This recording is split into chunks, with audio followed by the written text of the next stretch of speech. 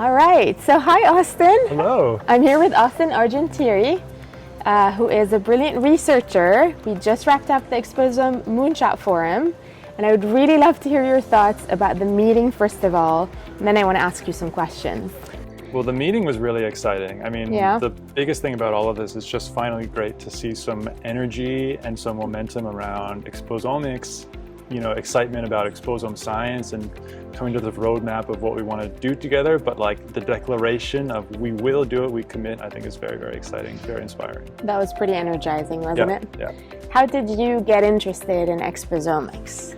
My path to exposomics is pretty untraditional, I think. I started my career as an anthropologist and became interested in this idea of how can we start to map the social determinants of health. Wow.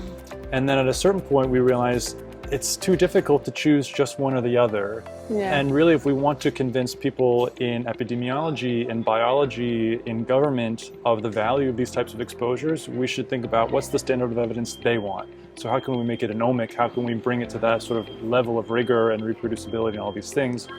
So we said, let's do an exposome-wide study instead. And my interest has always been in aging as well. So we said, well, let's do an exposome-wide study of aging and mortality. And then that was pretty much my entire PhD thesis, was working on that. So it all just started from there, So I was going to say the rest is history, but really because you wrote this very seminal paper that we're all very excited about because it draws the concept for all of us. Could you tell us a bit more about what you did in that paper? Yes, so that paper was trying to map within just one cohort, the UK Biobank, the contribution of environment versus genetics towards explaining mortality and aging. People in the field of aging have been talking about for a long time. Aging is mostly not genetic, it's mostly not in your genes. Life expectancy has doubled in the last 200 years. That's far too fast for genetics to work. So it must be mostly environment, but no one had really quantified that. No one knew what in the environment, and we thought this is probably something we can just test and quantify. So we looked in the UK Biobank, we carried out this exposome-wide association study to see how many different types of factors are associated with mortality and different aging traits, cognitive function, aging-related diseases, biological mechanisms, all this stuff. And then once you identify all them, then you can do this cool thing if you can add them all together, like a kind of polygenic risk score, but a polyexposure sort of model.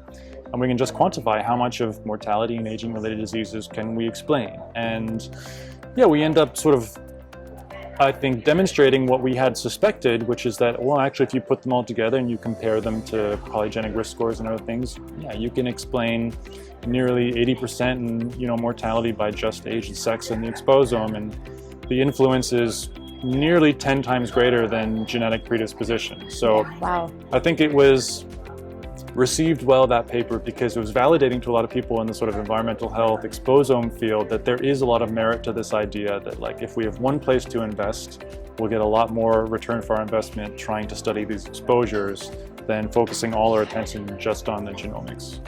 I'm very biased, but I really do agree. Could you, if I'm not a genetics expert, right? I sort of know what polygenic risk scores are, but do you mind just explaining it in simple terms for those who are not experts?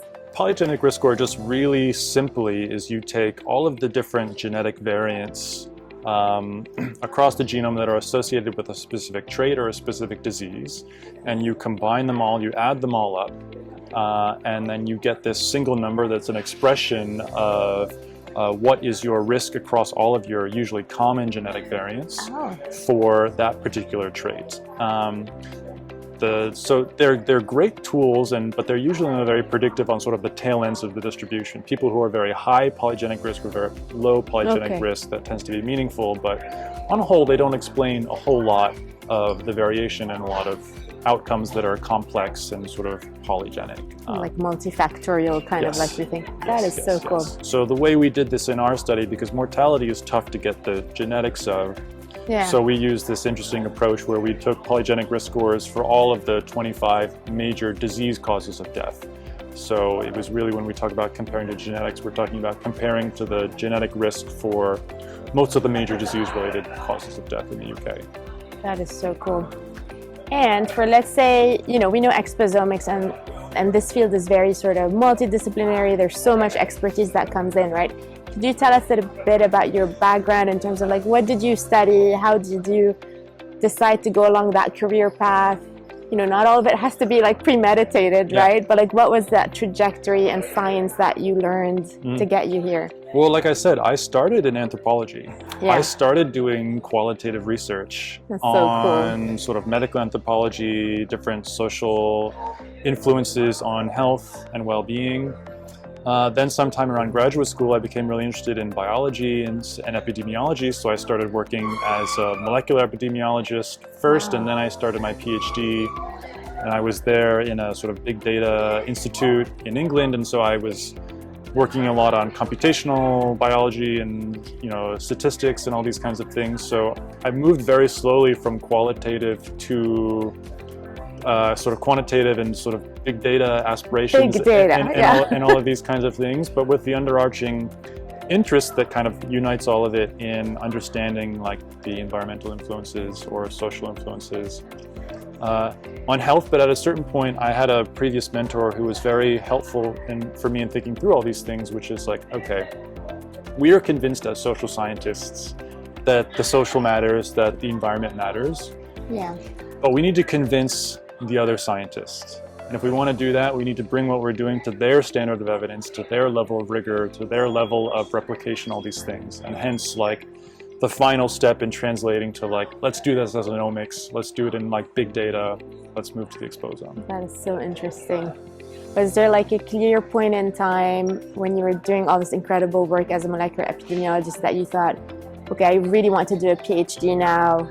You know, was there like a clear transition, or it was just like a smooth journey for you? Oh, I always knew I wanted to go to a PhD. It was just a matter of how quickly would I get accepted into a program. And so I only worked for a year or two in between master's and PhD. So it was kind of always just a bridge onto the next step. So nice. Yeah. And my last question to you is, if you were to give, you know, young scientists these days, people training in the science or social or anthropology field, which is so cool, by the way, like advice on how do you even get started working your way towards something you're that excited about or passionate about, exposomics or otherwise, what would be like your biggest advice, you think? Honestly, my biggest advice is find a mentor who believes in it and who will support you in doing it. I mean, I spoke with a lot of people all throughout doing my PhD who told me the work that we were doing was crazy or not useful or a waste of time or wouldn't produce anything or didn't just frankly understand the statistics of what we were trying to accomplish. But I had a mentor who was really supportive and like, if you think you have the idea and the goal, let's go for it. My mentor for my PhD wasn't an exposome scientist. Yeah. But you know, she believed in this idea of let's not just cherry pick exposures, let's go big and try to do something big, and if we fail, we tried. And so we did, and so that was the most important thing for me. But you know, equally I came in with an idea that I was passionate about, and that's kind of the meeting of those two things is what gave us whatever success that we had. I'm so glad. Thanks so much for sharing, and thanks for chatting with us. My pleasure. Thanks for talking. Yeah, thank you.